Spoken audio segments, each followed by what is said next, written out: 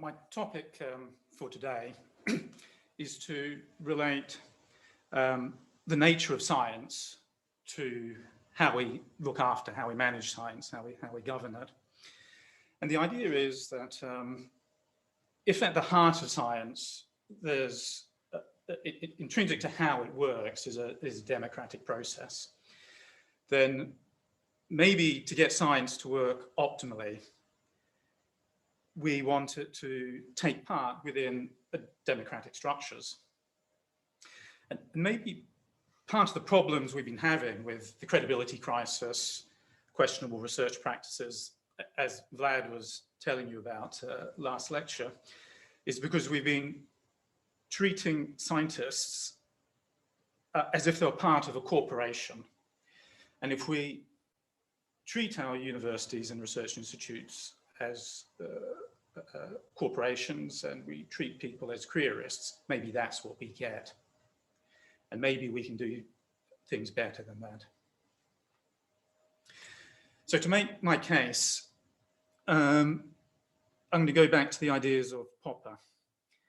And Popper asked, how does knowledge grow?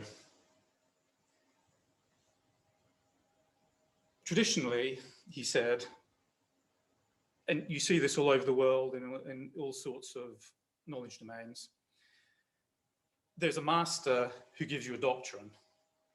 And then the function of his students is to be disciples and to transmit that doctrine unchanged. And if someone says it's done this way rather than that way, what you have to say is, well, that's the way it was originally done by the master a long time ago. The aim is purity. But there's another way which knowledge can be transmitted. And in fact, it's the crucial way knowledge grows, according to Popper, and that's the critical tradition. And what you do is, and this can be very hard for a master, but what you do is you say, look, here's a problem. Here's my conjectured solution. Now, can you do better? So the critical tradition is one in which you set yourself up for criticism by your own students, asking them to solve the problem better than you did. And I mean, I can relate to this as a martial arts instructor. There are styles of martial arts where what you have to do is keep pure to the tradition. And if you say it's done this way, well, that's the way the master originally did it. But there was an explosive growth in martial arts knowledge when people said, let's see if we can do better. Here's a problem. Here's some solutions. Students, can you do better than that? And that's been how I've been running my martial arts club the past 10 years. And I think there's a dramatic improvement in competence as a result. Now, the critical tradition is something uniquely human. Only humans can not only describe the world, but then criticize that description. And indeed, that's the only way we have of improving our lot, making conceptual breakthroughs so we can flourish, do better, get out of traps. But we constantly face opposition to that. People don't like that. Religious leaders, politicians, business people, and so on. People resist the critical tradition because they don't like being criticized. Now, Popper defined the open society as a society that encouraged criticism, in which dissenting opinions were not just tolerated, but respected. A particularly strong open society would support specifically the critical tradition, where master says to student, can you do better than me? And this open society can be the basis of either a political situation or of science. So within politics, an open society can occur with an autocrat, with an all-powerful leader, if that leader encourages an open society. But it's somewhat precarious. It all depends on the leader. Or you can embed the principles of the open society into the structure of how the society runs, and then you have a democracy.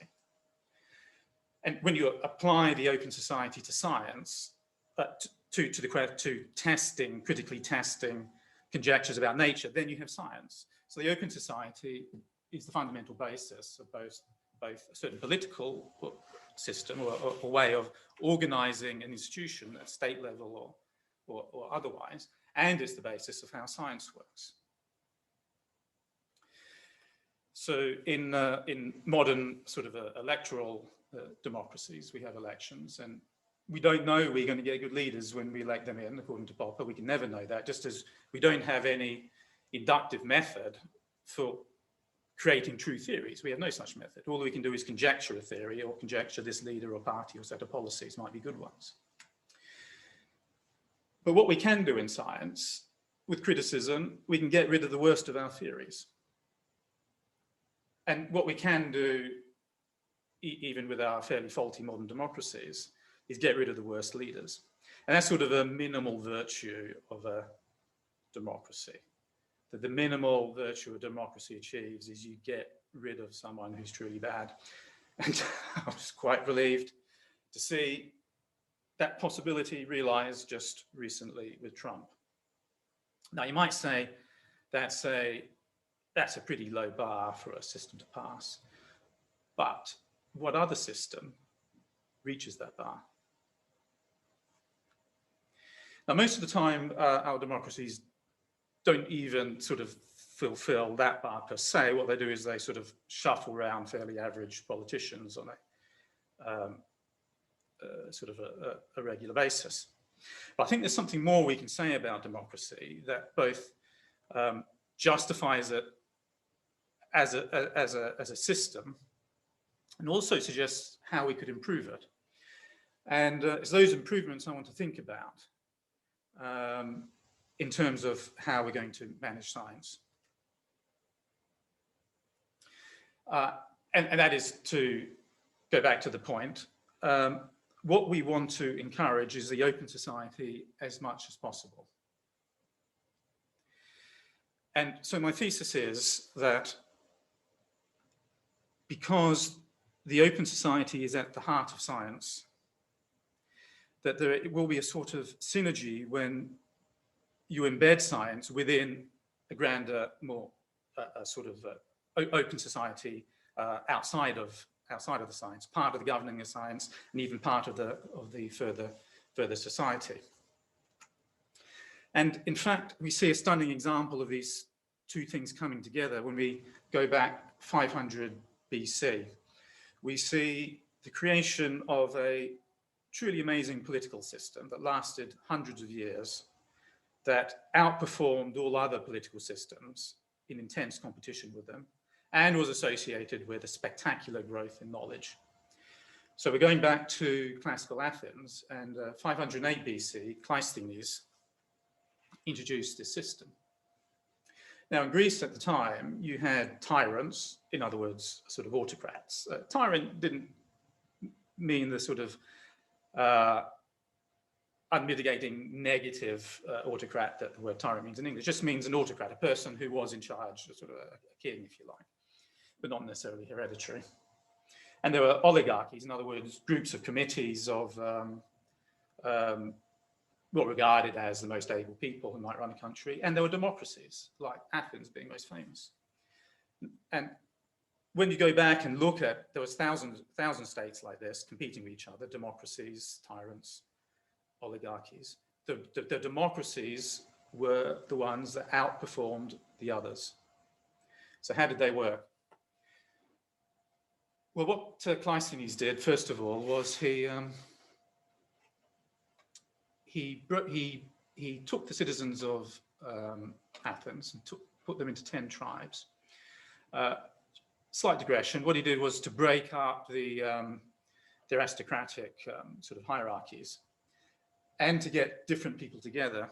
People in one tribe came from urban, rural, and coastal areas, all put together in one tribe, and given their own games and festivities and activities, so they became an in-group.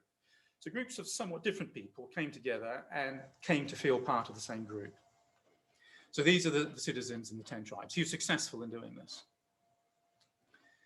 Now, this is the executive body that sort of did the day-to-day running, 500 people. They were selected by lot from the tribes, 50 from each of the 10 tribes.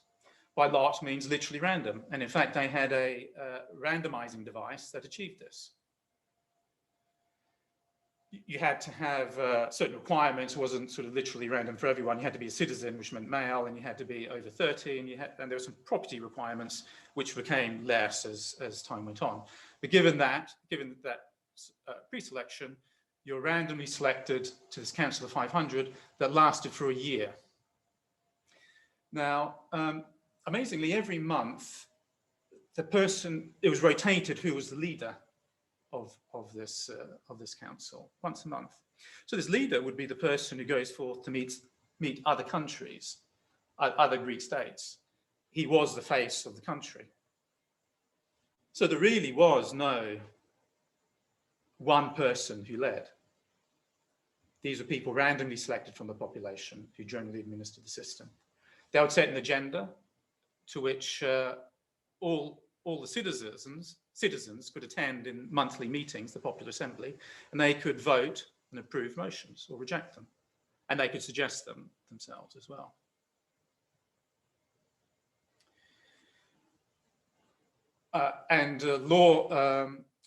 Legal judgments were carried out in law courts, which again, people were assigned by lot, several hundred to up to 1,000 people to hear cases and make the judgments.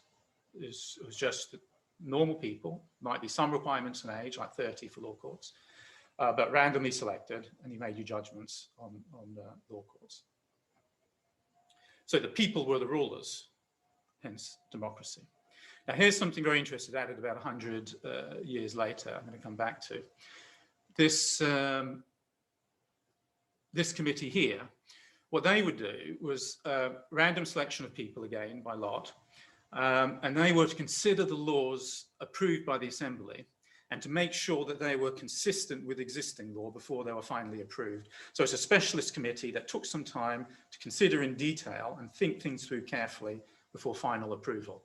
And I'll come back to these sort of small citizen assemblies were given time to consider specialist issues and become knowledgeable about those issues before passing judgment.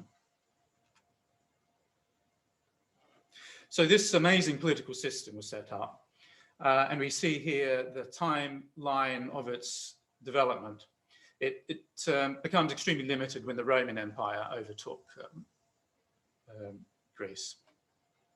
And on this side we have science, and we have just an amazing explosion of science in astronomy, mathematics, philosophy, medicine.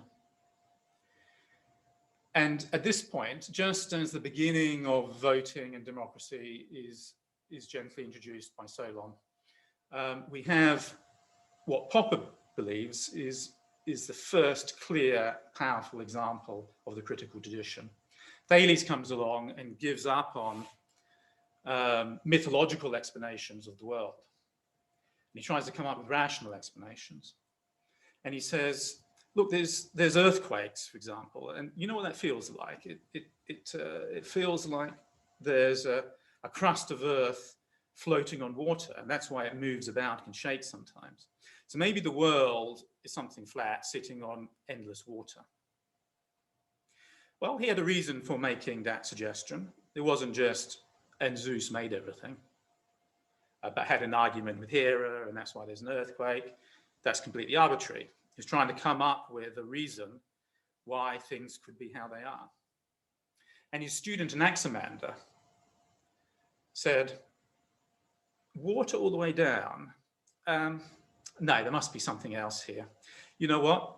I think the earth is in the middle of space, empty space. I know that sounds strange, but by the principle of indifference, why would the earth move any way at all if it's in a state of symmetry, if it's in the middle of empty space? Now, this was a powerful abstract idea. This was amazing. And What Popper points out was, it was Thales' own student who comes up with a theory that is better than Thales. So Thales must have said, well, here's my idea, but can you do something better? And that is the critical tradition. Now, Anaximander had some peculiarities because he thought the world was a drum. Well, he thought we're walking on a flat side of the drum and there's another flat side at the back. That's not quite respecting the principles of symmetry that he'd come up with to explain why the Earth is fixed in space. But only take the very next generation until all Greeks accept that the Earth is basically spherical. And then that was accepted for all of classic Greeks. So we have this growth in knowledge happening from master to that master's very same student in very rapid succession. And this is the critical tradition. So to both democracy and science is being taught was the overcoming of shame, the shame that inhibits free speech, the right to doubt. And you all have the permanent right to doubt anything I say. That's what makes what we do science. So in that sense, I have no authority. Just that I've seen some things in the world of ideas I like to tell people about. But once you've seen them yourselves, whatever I say becomes irrelevant. Except when I've seen things wrongly, you should correct me. Now, this book I found quite interesting in just how close the development of science and democracy went throughout European and American history. It was those countries that were more democratic and open than others that scientists thronged to and science developed in. And it was scientists who pushed for more democracy in all countries, including the US and the founding of the United States. There are some counterexamples. If I go back here, democracy died out in Greece. It carried on in diminished form, maybe for 100 years afterwards. We don't quite know how strong it was. There was some tradition of it, and there was some tradition of scientific growth, maybe for the next 100 years after I've got here. But then we have stagnation. We have some bright people coming on. You'll always get some bright people. But we have stagnation for a long time. And indeed, where we find the growth of knowledge again, about around about 1000 AD, coming up to that, a couple 100 years coming up to that, is in the Arab world. But the Arab world was run by autocratic caliphs. So yet we have this really stunning development in medicine, astronomy, mathematics happening in the Arab world at this time in a non-democratic system.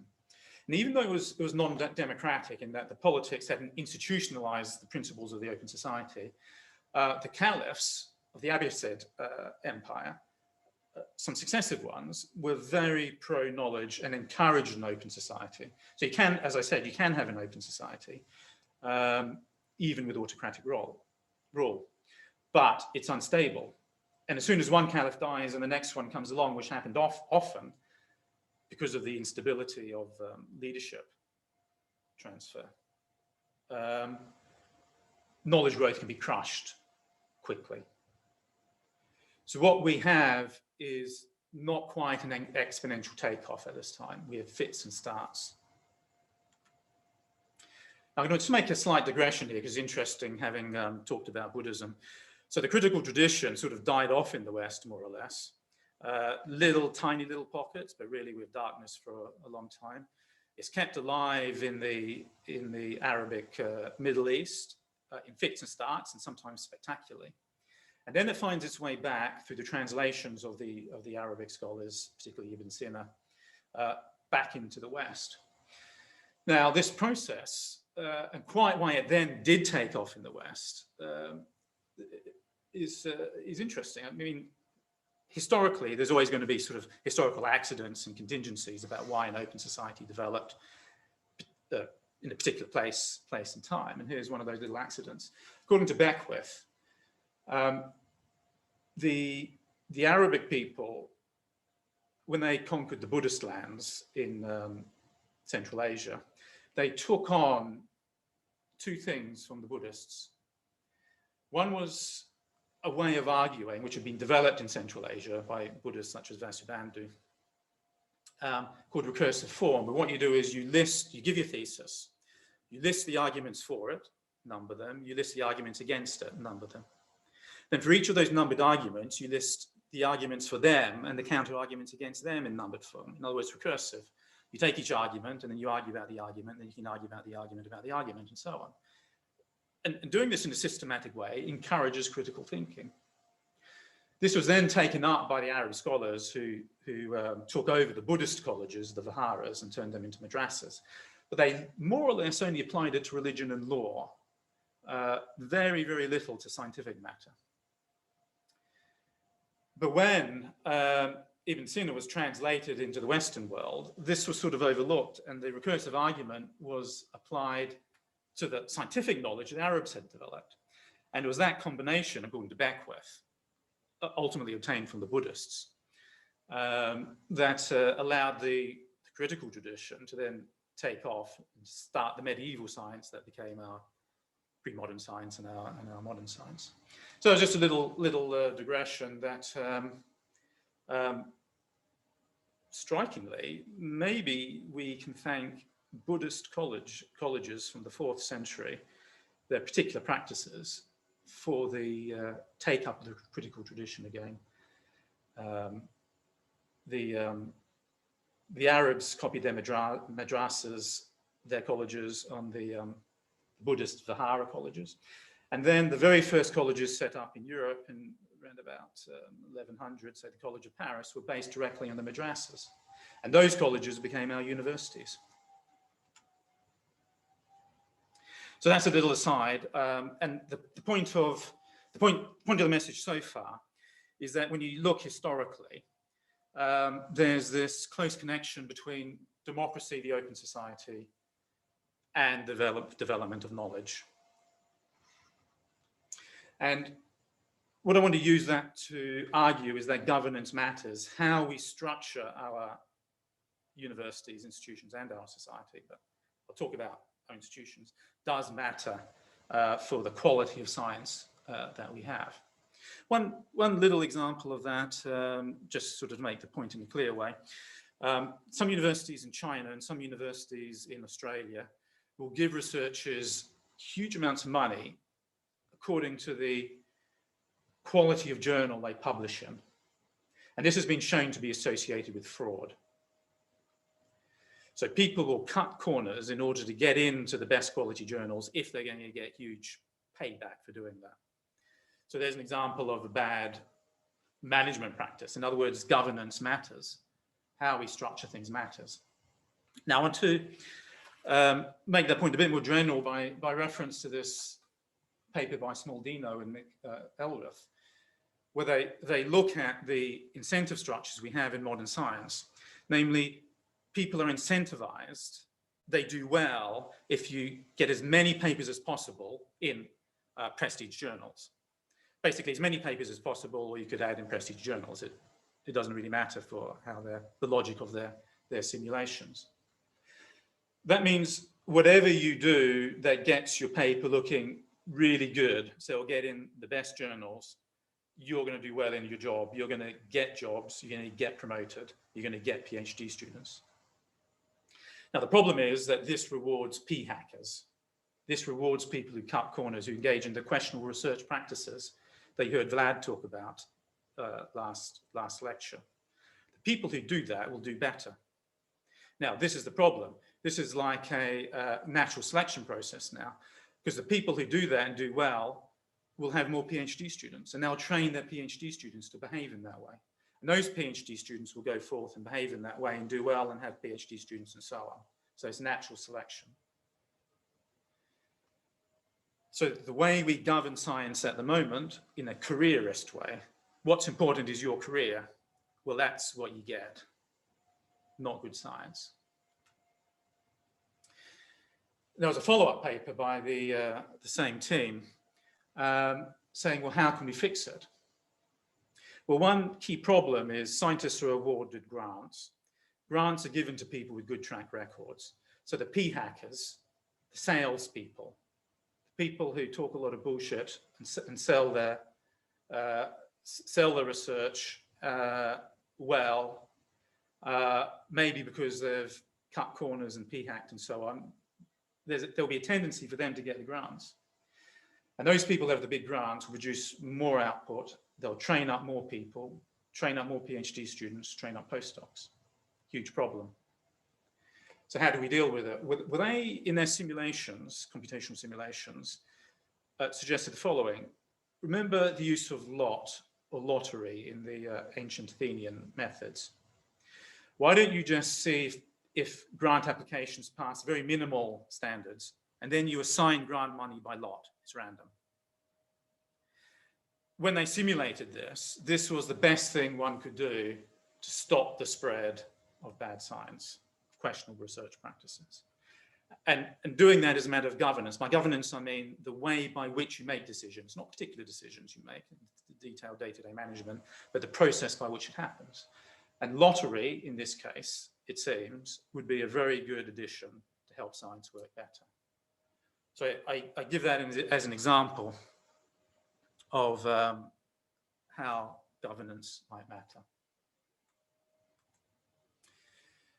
Now what I'm going to do is just get a pin for you guys.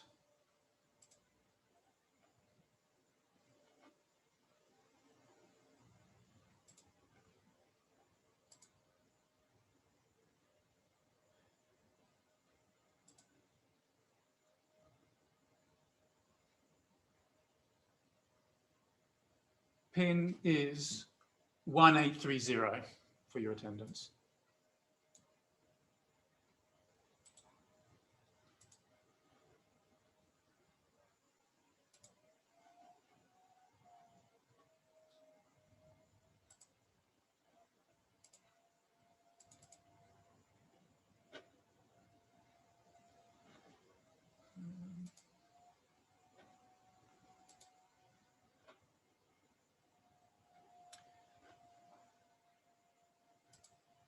I'm just going to share screen again, make sure you've got that screen.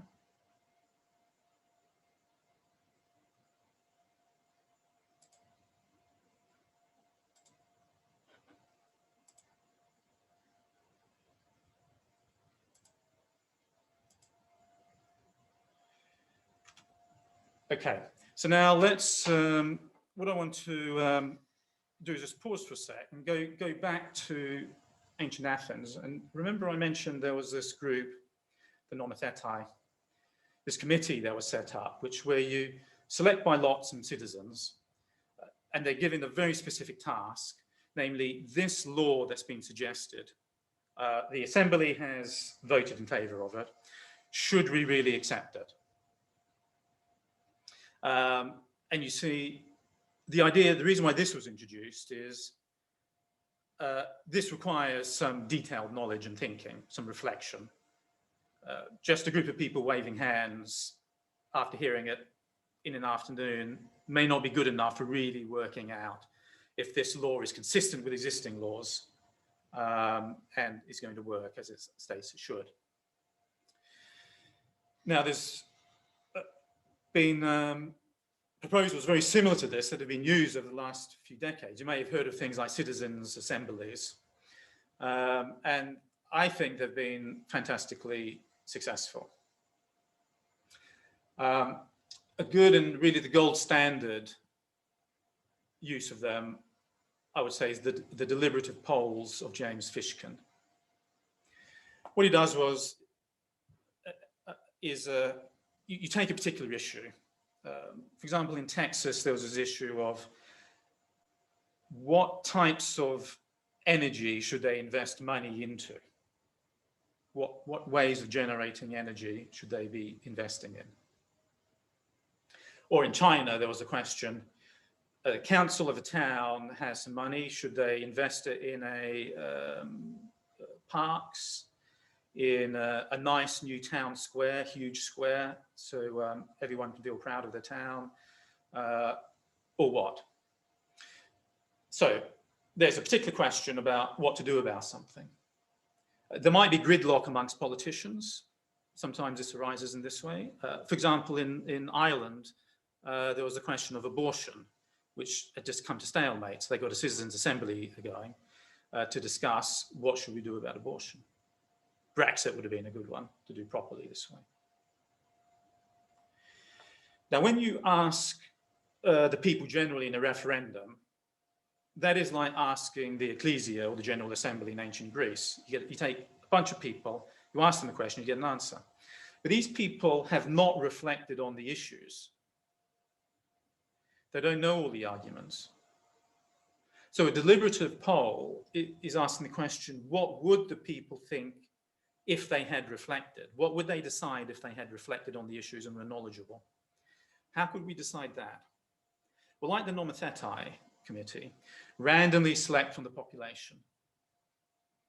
Fishkin randomly selects around about 200, 300 people. And that turns out to be enough to get pretty precise enough estimates of votes. Now, it goes to some length to really randomly select. When you say randomly select, you really need to randomly select from the population if you want to know what the population as a whole would think. And the only way you can do this is to give people incentives and deal with the problems. They've got childcare issues, you've got to pay for the childcare. They've got a job, you've got to give them money for taking time away from the job. And Fishkin goes to quite some length to get a good proportion of people. Like, he might get 70, 80% of people approached coming on board. So you randomly select from the population, and they come for a number of meetings. They're put into groups of 15 to discuss the issue and giving information packs. They're given information arguing for one side, from experts on one side, information on the other side. There's a facilitator to make sure that people talk, they discuss the issues, and they do it in a constructive way.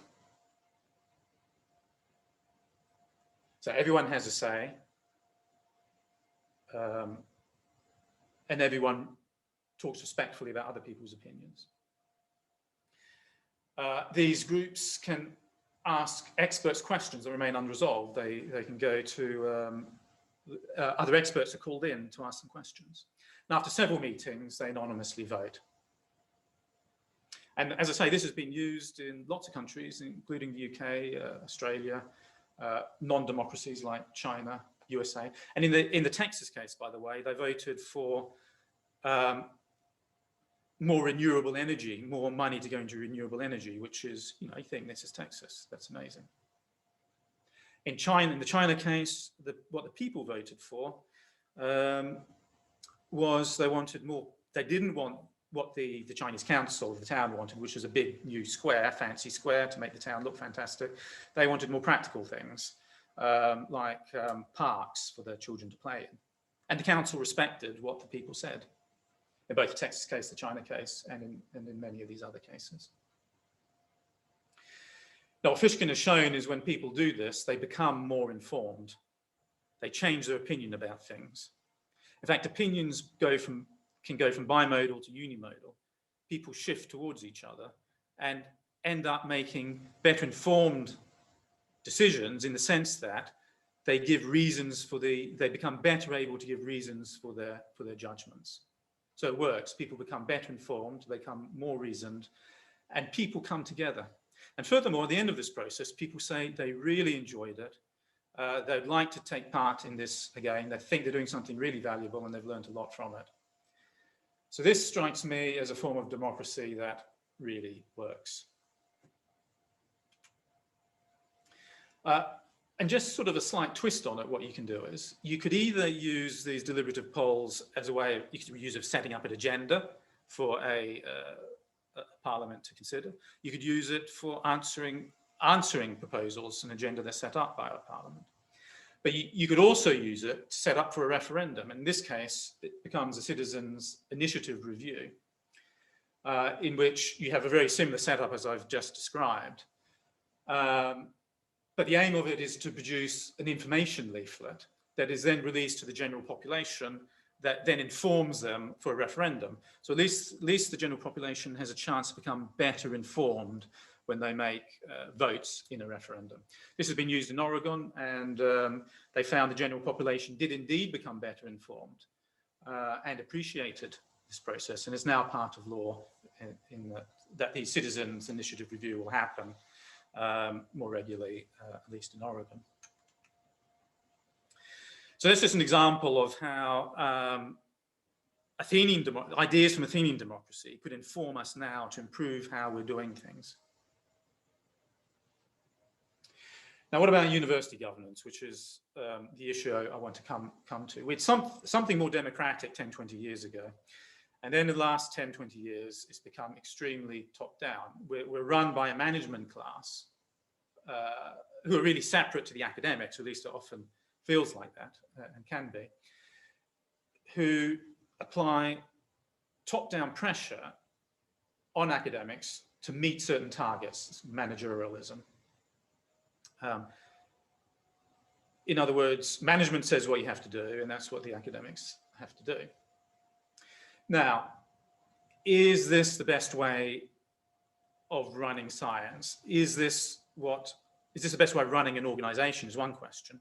Another question is, if this is the way an organization is run, does it generate a culture that's consistent with a mindset that produces the best science?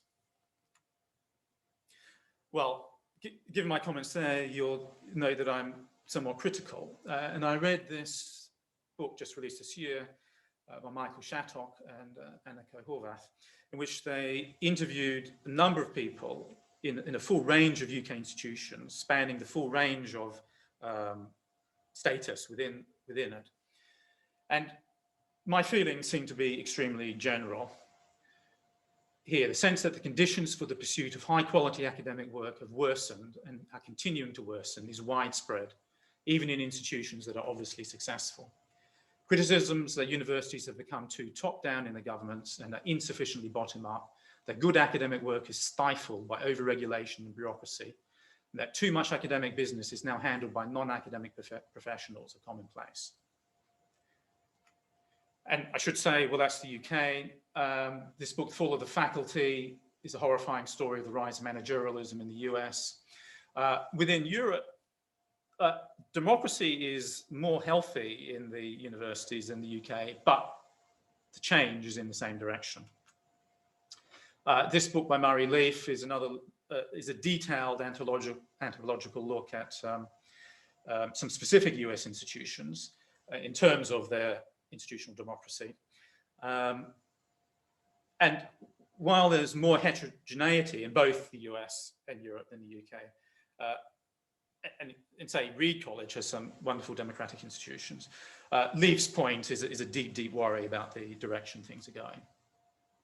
So here's some assumptions in terms of, if we just looked at in terms of how should an institution should be run, I assume the following: that each academic has information about how the university is working. Different people have different relevant information. But information will be expressed only when a person has to use it to make decisions. You can moan to other people, but it's not going to be used unless it's part of your job to make decisions about that information. And those decisions will make best use of the information if people making decisions have to live by them. So that's not managers who don't live by the decisions that they make. And to select the best ideas that integrate information well, ideas should be selected for, not people. Notice in Athenian democracy, it was ideas that were selected, not people. It is true there are opinion leaders like Pericles, who had a lot of good ideas, people judged. But when Pericles had what they thought were bad ideas, they had no hesitation in ostracizing him. Same for Themistocles. It was ideas that were selected, not people. Now, this is, as it exists now, this is university governments. We have senior management. They run the committees, like teaching and learning committees. Some of you may be on as reps. The senior management tell the deans what to do, and the deans tell the schools what to do, and the committees tell the schools what to do. In other words, control is completely top-down. That is the structural flow of control in the university and very common around the UK. Now, is that optimal? not according to the principles I just laid out? Is it consistent with how science works? Does it create a culture that is the culture of science? No, that is not how science works. When the last VC, Farthing, was leaving and we were appointing the new one, I invited Josh Ober, a Stanford classicist who looked into how, whose area is Athenian democracy. I invited him over to give a talk on how Athenian democracy flourished, why it did well, and how it could be used to manage a university or govern a university.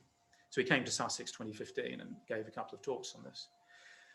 I also wrote to council a letter saying, why don't we incorporate these principles in the university and be a beacon of how things can be done, be a shining example, different from anyone else, using radical new principles to try and experiment, not to stand out from the flock by following the other sheep.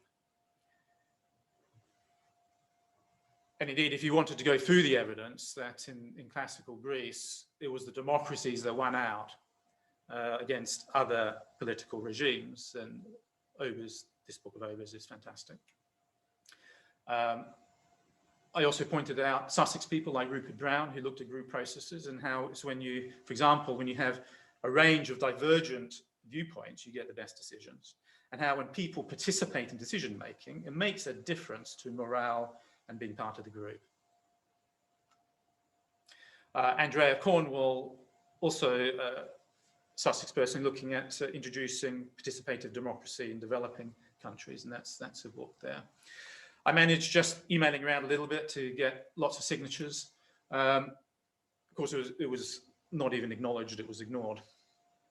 But still, all one can do is keep putting ideas forth, and at some point, someone listens. So how could we change university governments to make it consistent with science, to make science flourish? At least that's the thesis, that it might do that. Well, we can start by keeping structures more or less the same. We'll have executive committee. We can have our normal teaching learning committees. We have our schools. Now, if you're going to be really Athenian about this, just like the Boule of the ancient Greece was selected from the citizens, you could use sortition. In other words, lot. Sortition means lot, random selection, to form an executive committee. You could have random selection into the committees, like the teaching and learning committees. So that would be keeping the same structures as before, would be a very radical change. You do away with management as a separate class, and the management would be the people. It would be like if we took the committees we had now and just got rid of the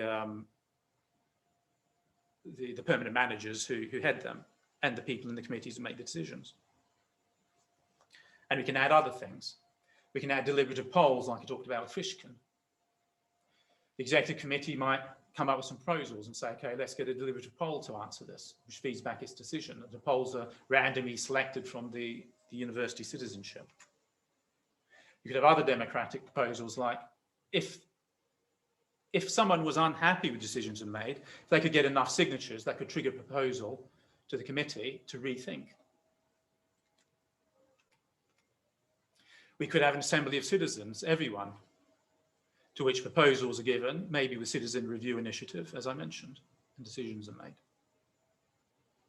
Now, who does assembly consist of? It can consist of students. Indeed, in Europe, there are assemblies like this that do consist of students as well as faculty and other people. So this would be, even though it, in some sense, has the same structures as we have now, we could just keep them as they are, it would be completely radical, in which everyone participates in decision-making. Everyone has an equal chance, more or less. I mean, there might be preconditions. For example, the executive committee might be senior lecturer and above or so on. But given that, within certain restrictions, everyone has a chance to participating. There is no management to blame for everything. If we make a mess, it is our mess. Now, one criticism of democracy has been that it's slow and ponderous. Athenian democracy was really quick. You could make decisions quickly, you could undo decisions quickly. We can make this as slow or as quick as we like. Now, to summarize my thesis, it's culture matters. Being in an open society is to be in a certain culture, a culture of encouraging the critical tradition. Maybe if we embed ourselves in that culture and govern science in that way, we may address some of the problems. The managerialism that has promoted a careerism that has led to, I think, questionable research practices and shoddy science. If we embed ourselves in a broader framework of constructive criticism in the way everything is managed, would things work differently? Would science work better? My evidence is the history of politics and science until now. But would it really work better at the level of university governance? Finding that out is the question I'm asking you to answer. How would we find that out? And that would be the assignment for this topic.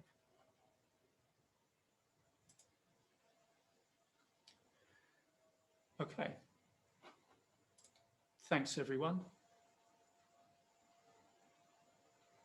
Yes, if I didn't get your attendance, just email me and I'll put you in.